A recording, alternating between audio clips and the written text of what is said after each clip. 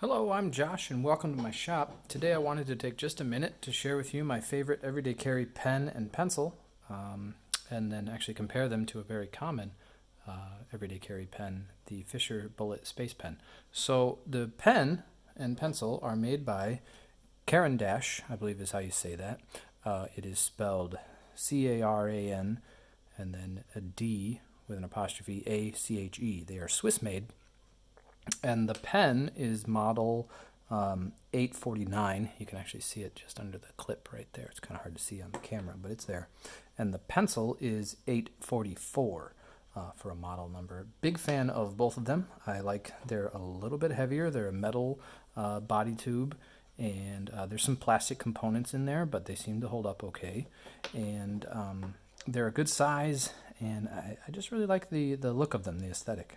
Big fan.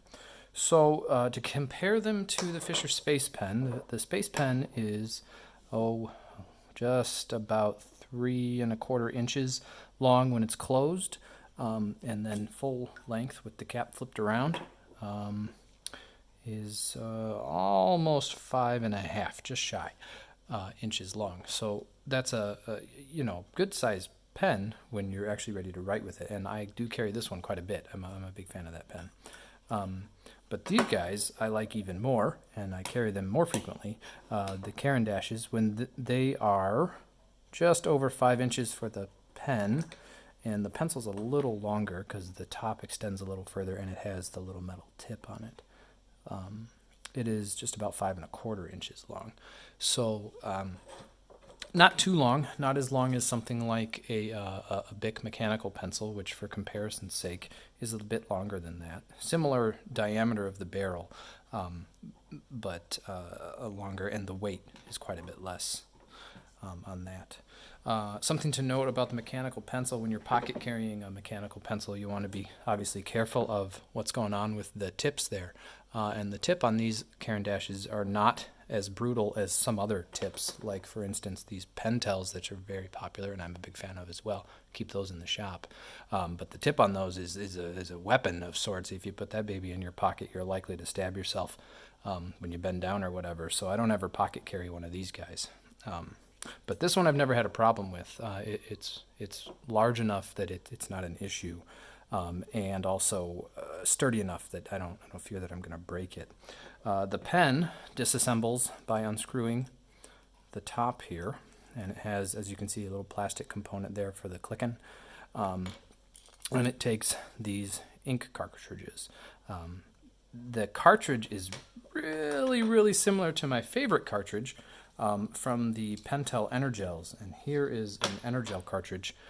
For comparison's sake, I'm hoping, probably in a future video, I will modify the Energel cartridge down, kind of cut it, and maybe have to work this end a little bit so that I can fit it in the Caran D'Ache pen, because I love these cartridges. Being left-handed, that quick dry ink in the Energels is awesome. I don't ever end up smearing it, because otherwise I smear pretty much every other ink I use. So that's nice.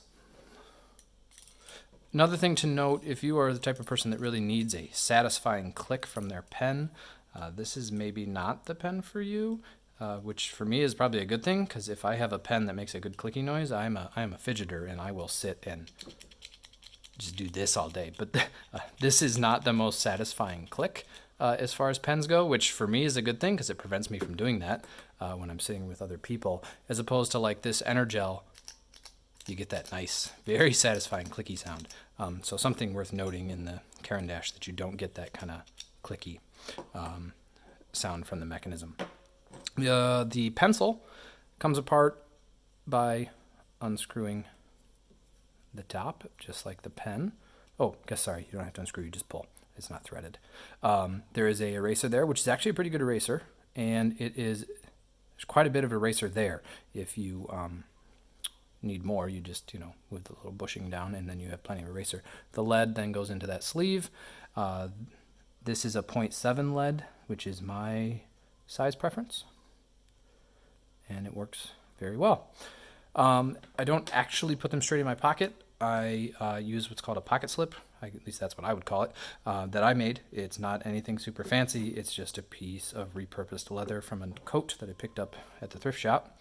And then I slide both the pen and pencil into that guy, which serves two purposes. It keeps me from having to clip the pens to my pocket, which I don't like the look of, and you run the risk of snagging the clips, which I have actually done many times.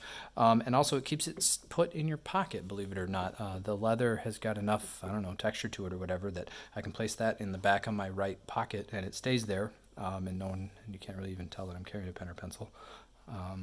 And there's room in there for my phone, and nothing seems to move around. It works really well. So thanks for watching, and hope you have a good one.